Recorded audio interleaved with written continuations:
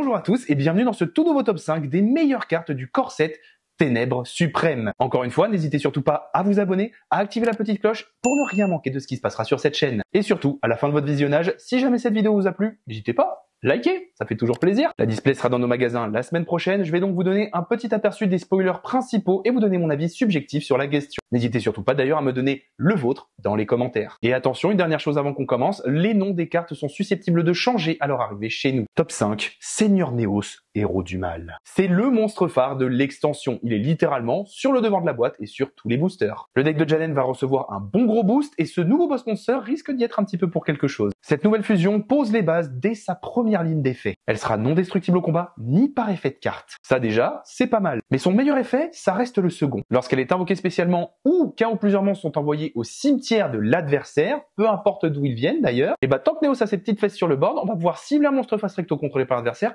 et en prendre le contrôle. Le petit truc, c'est que cette prise de contrôle est permanente. On va lui piquer un monstre et même si Néos quitte le terrain, on va le garder. C'est vraiment très très fort et utilisé au bon timing, ça peut complètement stopper le combo de l'adversaire. Alors encore une fois, ne sous-estimez pas les héros. Top 4. Rex Tremendae du démon forgeron. Ouh, c'était un peu compliqué à prononcer ça. Le nouveau boss monster des démons les plus forts du jeu envoie clairement du lourd. Non affecté par les effets de carte tant qu'il y a une magie d'équipement sur lui, il nous permet d'envoyer n'importe quel monstre démon lumière depuis notre deck ou notre extra deck au cimetière. Et si jamais c'est lui qui finit au cimetière, on va pouvoir cibler n'importe quelle carte démon forgeron dans notre cimetière ou notre bannissement et l'ajouter à notre main. C'est donc à lui tout seul un bon moyen d'avoir un Graver au cimetière ou en somme de recycler nos ressources. Et c'est clairement une sacrée arme en plus dans l'arsenal de l'archétype le plus splashable du jeu. Top 3, Mulcharmy Nialus. C'est le dernier né de la fratrie de nos poulpes préférés. Enfin préférés peut-être pas pour tout le monde. Après la main, le deck et l'extra deck, c'est au tour du cimetière ou du bannissement de vous faire piocher. Et oui, dès que l'adversaire va invoquer spécialement des monstres d'une de ces deux zones, on va pouvoir piocher une carte. Après derrière, c'est le même effet que tous les Mulcharmy. Si on a 6 cartes en plus que le nombre de cartes contrôlées par l'adversaire,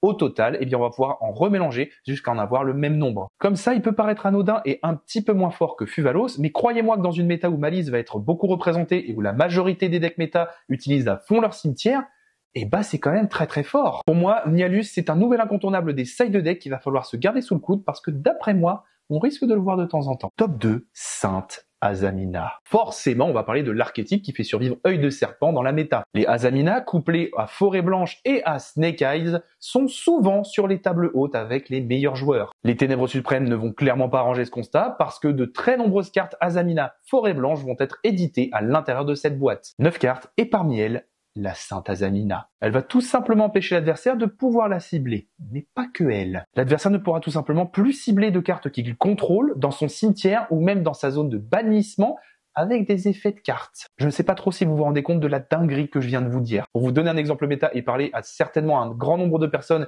qui ont déjà vu cette carte, imaginez-vous du coup Populus. Le petit peuplier, là, lorsqu'il touche le cimetière, il nous dit ciblez un monstre dans le cimetière et mettez-le dans votre zone magie et piège. Grossièrement.